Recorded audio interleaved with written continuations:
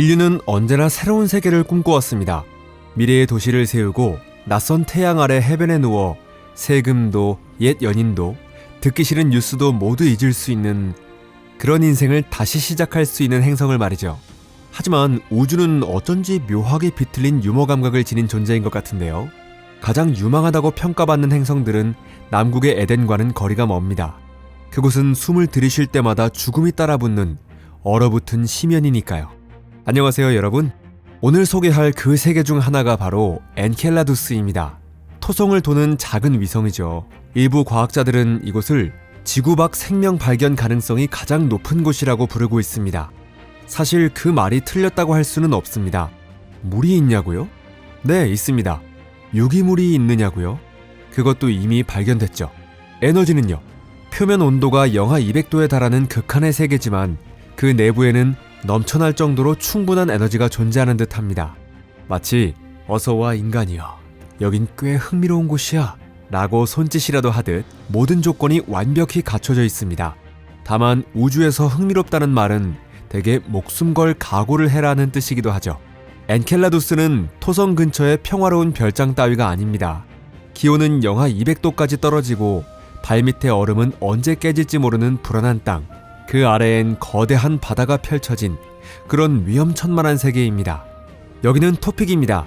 오늘 저희는 수백 킬로미터까지 솟구치는 얼음 간헐천과 하늘 절반을 뒤덮는 토성의 위험을 마주하며 한 걸음 한 걸음이 끝이 될 수도 있는 세계로의 여정에 나섭니다. 엔켈라두스에 오신 걸 환영합니다.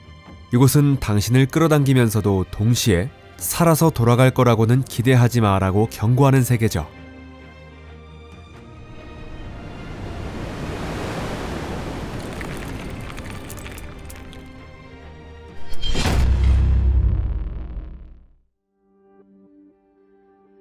거인의 곁에 떠있는 하얀 작은 구체. 엔켈라두스는 상식을 비웃기라도 하듯 존재하는 우주의 아이러니입니다. 우리는 늘 생명이 살아가려면 따뜻함, 햇빛, 그리고 쾌적한 환경이 필요하다고 믿어왔죠. 그런데 현실은 달랐습니다. 가장 가능성이 높은 생명 후보지가 액체 질소처럼 얼어붙은 극한의 추위 속에서 지구의 100분의 1밖에 태양빛이 닿지 않는 곳에 숨어 있었던 거죠. 엔켈라두스의 지름은 고작 504km에 불과합니다. 원래대로라면 그냥 작은 얼음덩어리에 불과해서 아무 일도 일어나지 않는 지루한 장소였어야 했습니다. 하지만 실제로는 인류가 지금껏 발견한 천체들 중 가장 경이로운 곳 중 하나였던 거죠. 그 표면은 마치 우주의 심연을 비추는 거대한 거울처럼 보입니다.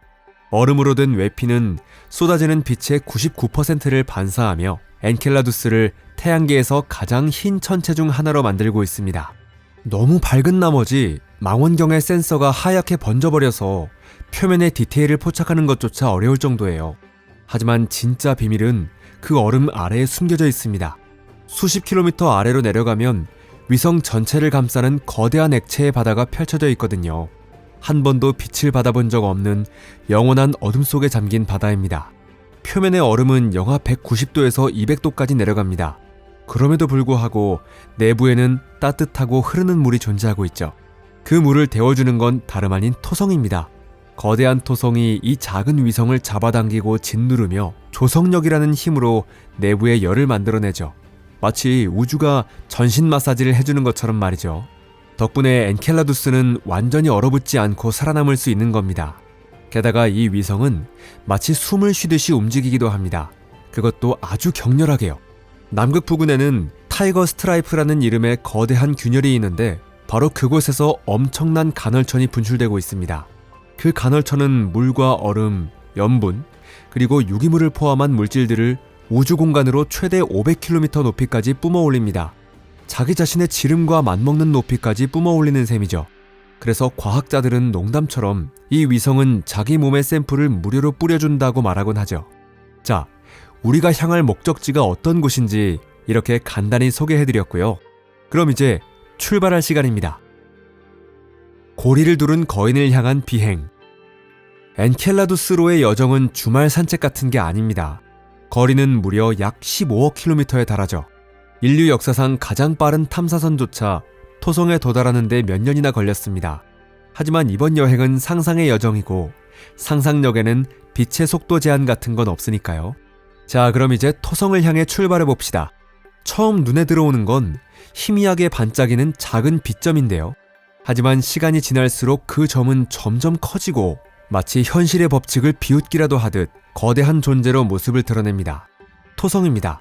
아름다움이 물리법칙이 된 행성, 줄무늬처럼 펼쳐진 구름, 소용돌이 치는 폭풍, 그리고 무엇보다도 찢어진 원통형 무지개처럼 빛나는 고리. 그 고리는 수십만 킬로미터에 걸쳐 광활하게 퍼져 있습니다. 고리가 만들어내는 그림자는 토성의 대기 위에 드리워져 우주 공간에 솟아오른 대성당처럼 환상적인 풍경을 자아내죠. 그리고 그 주변, 얼음으로 뒤덮인 위성들 사이에서 모습을 드러내는 존재가 바로 엔켈라두스입니다. 거대한 토성 앞에서는 사라질 듯 작아 보이는 하얀 불꽃처럼 작고 반짝이는 점 하나. 하지만 가까이 다가가 보면 그건 단순한 점이 아닌 하나의 세계로 모습을 바꿉니다. 얼음으로 뒤덮여 있고 연약하면서도 위험한 세계죠. 속도를 줄이고 진로를 조정하면서 우주선은 천천히 착륙을 시작합니다. 이제부터가 진짜 어려운 구간인데요. 착륙 지점은 거대한 균열들로 뒤덮인 두꺼운 얼음 지표면, 즉 우주선 아래의 얼음이 갑자기 갈라진다면, 아니 떨어진다고 해도 풍덩 하고 끝날 일이 아니에요. 지하의 바닥까지는 아무리 짧아도 수 킬로미터는 되니까요. 게다가 그 틈새로 떨어지는 건 사실 훨씬 더 끔찍하겠죠. 그리고 공기는 없습니다. 표면에도 바닷속에도 그 어떤 숨 쉴 수 있는 공기도 존재하지 않아요. 그러니 살아남고 싶다면 우주복은 무조건 챙겨야 합니다. 딱 비유하자면 독사굴에 들어갈 때 긴 장화를 신는 느낌이랄까요? 게다가 보온 기능이 있는 우주복과 엄마가 정성껏 떠준 따끔따끔하고 울퉁불퉁한 목도리도 꼭 챙겨야 해요. 여긴 영하 200도니까요. 그건 절대 잊으면 안 됩니다. 실수를 용서하지 않는 얼음. 엔켈라두스에 착륙하는 건 얇고 바삭한 껍질 위에 멈춰서는 것과도 같습니다. 그 바로 아래엔 칠흑 같은 심연이 기다리고 있죠.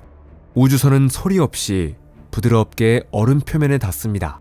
왜냐하면 이곳엔 대기가 없으니까요.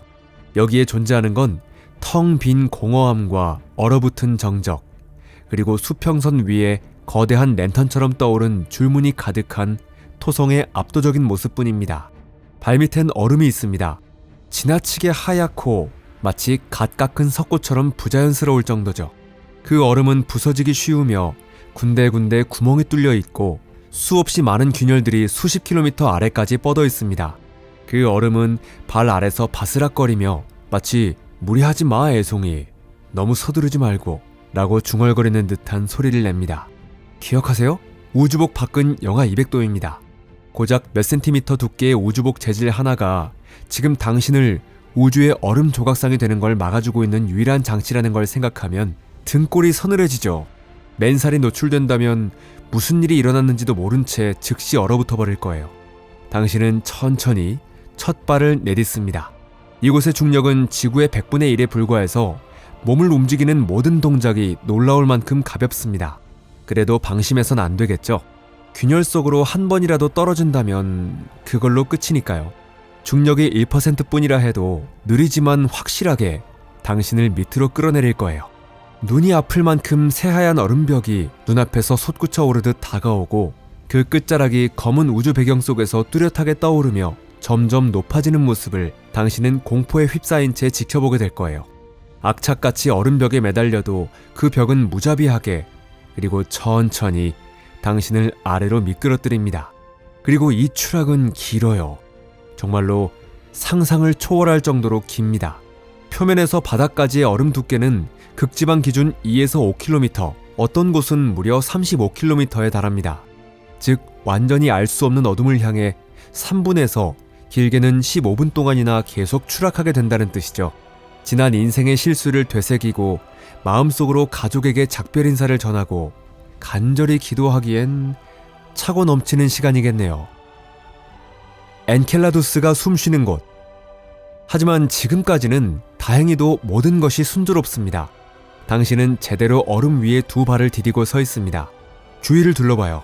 풍경은 황량하지만 어딘가 몽환적인 빛으로 가득 차 있어요. 정말 꿈속처럼 황홀한 장면이 펼쳐집니다. 저 멀리엔 균열에서 피어오르는 수증기의 희미한 실루엣이 흔들리고 있고요.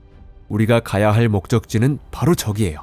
남극 일대에 있는 그곳, 엔켈라두스가 숨을 쉬는 곳, 그리고 타이거 스트라이프라 불리는 수수께끼의 지형이 모여있는 곳입니다. 슬슬 그곳으로 향해야 할 시간입니다. 다행히 착륙 지점은 바로 근처예요. 그리고 마침내 타이거 스트라이프에 도착했습니다. 수십 킬로미터에 걸쳐 이어지는 거대한 네 갈래의 균형이죠. 멀리서도 선명하게 보입니다. 왜냐하면 그곳에서는 물과 수증기, 얼음이 분수처럼 솟아올라 최대 500km 높이까지 치솟기 때문에 오히려 못 보고 지나치는 게 더 힘들 정도니까요. 이쯤 되면 간헐천이라기보다는 그냥 우주용 제트 엔진이라고 불러도 손색이 없습니다. 과거 탐사선 카시니가 이 분출 기둥을 통과했을 때 메탄, 이산화탄소, 암모니아, 포름알데히드, 분자수소, 심지어 석유에 들어있는 탄화수소 수준의 거대한 유기분자까지 검출되었는데요. 게다가 더 복잡한 유기분자의 조각들까지도 함께요. 이것이야말로 엔켈라두스에 생명이 존재할지도 모른다는 최초의 본격적인 단서였습니다. 거의 증거라고 할 만큼 강력했죠. 하지만 곧 찬물을 끼얹는 반론도 등장합니다. 이런 종류의 유기물은 토성의 방사선이 얼음 지각 안에서 합성해낸 것일 수도 있다는 주장입니다. 방사선이 단순한 분자들을 끓이고 졸여서 더 복잡한 분자로 조립해버린다는 것이죠. 당신은 타이거 스트라이프의 가장자리에 서서 과연 저 아래에 정말 생명이 존재할까 진지하게 생각하게 되죠. 그것을 확실히 확인할 수 있는 방법은 단 하나뿐인데요. 이제 결정을 내려야 할 시간입니다. 당신은 이 거대한 균열 속으로 내려가시겠습니까? 칠흑 같은 미지의 세계로의 하강. 처음 떠오르는 생각은 이건 제정신으로 할 짓이 아니다라는 절박한 감정이에요. 하지만 곧 깨닫죠. 그래, 이런 미친 도전을 받아들이는 용기야말로 진짜 가치 있는 거지 라고요. 당신은 하강 모듈을 작동시킵니다. 극한 환경에서 버티도록 설계된 작고 깊은 바다를 탐험하는 어뢰 같은 캡슐인데요. 스타트 버튼을 누르는 순간 당신은 말 그대로 엔켈라두스의 내부로 떨어져 들어갑니다. 균열의 안쪽에는 마치 수정바늘처럼 가느다란 얼음실들이 천장 아래로 늘어져 있습니다. 앞쪽에는 수증기가 떠돌고 그 수증기는 즉시 얼어 눈가루처럼 변해 흩어집니다. 어둠이 당신에게 덮쳐옵니다. 그 절대적인 암흑을 간신히 찢고 나아가는 것은 당신의 라이트가 만들어내는 작은 빛 하나뿐인데요. 더 깊이 내려갈수록 온도는 점점 더 올라갑니다. 그리고 몇 킬로미터쯤 내려간 지점에서 얼음이 서서히 모습을 감춥니다. 그러다 갑자기 모든 것이 끊어지듯 사라집니다. 당신은 그대로 물속으로 떨어지는 거예요. 라이트가 닿는 곳은 불과 몇 미터 앞까지, 그 너머에는 안개와 광물 입자 그리고 완전한 암흑만이 끝없이 펼쳐져 있죠. 색도 없습니다. 움직임도 없습니다. 그저 태초부터 남아있던 깊은 냉기가 고요하게 공간을 채우고 있을 뿐이에요. 당신의 머리 위에는 수십 킬로미터에 이르는 얼음의 천장이 있고 발 아래 끝모를 어둠에 접혀내는 어쩌면 다른 생명이 태어나는 장소가 있을지 모릅니다. 당신은 약한 추진력을 가진 엔진을 켜고 더 깊은 곳을 향해 천천히 흘러가듯 이동하기 시작합니다. 그 아래에는 반드시 열수 분출구가 존재할 것입니다. 만약 엔켈라두스에 생명이 있다면 틀림없이 이곳, 가장 따뜻한 장소에 자리 잡았을 가능성이 큽니다. 만약 생명이 있다면 아마 이런 모습일 것. 물이 은근히 따뜻해집니다. 그리고 마침내 그게 보이기 시작합니다. 열수 분출공입니다. 해저의 갈라진 틈 사이로 섭씨 100도에 가까운 뜨거운 물줄기가 솟구치고 그 안에는 광물과 수소 그리고 심부의 열기가 듬뿍 담겨있죠. 하지만 그곳엔 생명의 흔적이 보이지 않습니다. 물고기도 해파리도 눈에 보일 만한 미생물조차도 존재하지 않아요. 큰 생명체가 살아가려면 몸을 움직일 수 있을 만큼 충분한 에너지원, 즉 산소가 필요합니다. 그런데 엔켈라두스엔 그 산소가 존재하지 않죠. 그래서 만약 이곳에 생명이 있다면 그것은 산소 없이 살아가는 미생물, 예를 들면 메탄 생성균, 화학합성 세균, 황산염 환원균 또는 지구의 심해 열수구에서 발견되는 고세균과 비슷한 존재일 것입니다. 당신은 이 얼음 아래의 세계를 부유하며 떠돌고 이곳에는 낮과 밤이라는 개념조차 존재하지 않습니다. 피부로 느껴지는 건 오직 미세한 진동뿐. 무려 10억 년 동안 어둠 속에서 조용히 숨쉬어온 이 바다의 호흡입니다. 문득 당신은 지구는 정말 운이 좋았구나 하는 생각이 절로 드는데요. 불과 15억 킬로미터라는 차이, 우주적인 스케일로 보면 손톱만한 거리지만 그 차이가 천국과 얼음의 세계라는 극명한 대비를 만들어낸 겁니다. 그러던 중 측정 장비가 이상 수치를 감지합니다. 열수 주변의 물에서 수소, 메탄, 유기분자의 파편들이 평소보다 높은 농도로 검출된 거죠. 그건 생명의 흔적일 수도 있고 혹은 단순한 화학 반응일 수도 있습니다. 엔켈라두스는 아무 말 없이 묵묵히 침묵을 지킬 뿐이죠. 아무것도 명확히 말하지 않고 그저 암시만 남긴 채 당신은 마지막 측정을 진행합니다. 이제 지표면으로 돌아갈 시간인데요. 캡슐의 본체가 미세하게 떨리고 펌프가 작동을 시작하며 천천히 얼음층 위로 상승하기 시작합니다. 들어왔던 그 균열을 다시 찾아야 할 때 심장이 조금 빨라지지만 마침내 오랫동안 기다려온 귀환 루트를 발견하게 됩니다. 그 사이 당신에게 그 탐사선은 세상에서 가장 그립고 소중한 장소가 되어 있었습니다. 그리고 다시 머리 위로는 검은 우주가 끝없이 펼쳐져 있습니다. 토성은 낮게 떠서 수평선을 옅은 금빛으로 물들이고 있고 방금 전까지만 해도 그렇게 멀게 느껴졌던 그 모습이 지금은 왜인지 꽤나 친숙하게 느껴지는데요. 당신은 얼음으로 뒤덮인 황무지에 서서 가장 중요한 질문으로 생각에 잠깁니다. 불과 얼마 전까지 당신은 생명이 존재할지도 모르는 세계 안에 있었습니다. 하지만 가능성이 있다는 것과 실제로 존재한다는 것 사이에는 단지 미세한 화학 성분이나 온도의 차이일 뿐인데도 그것이 생명에게는 넘을 수 없는 거대한 벽이 되곤 합니다. 즉 작은 차이 하나가 생명에게 있어서는 절대 넘지 못할 장벽이 되는 것이죠. 그리고 다시 한번 마음속 깊이 되뇌입니다. 지구는 정말로 행운의 복권을 뽑은 별이었구나. 그리고 또다시 스스로에게 묻습니다. 이 모든 것이 단순한 우연일까? 아니면 누군가의 정교한 설계일까? 만약 오늘의 여정이 마음에 드셨다면 좋아요와 공유도 꼭 부탁드려요. 시청해주셔서 감사합니다. 그럼 다음에 또 만나요. 안녕히 계세요.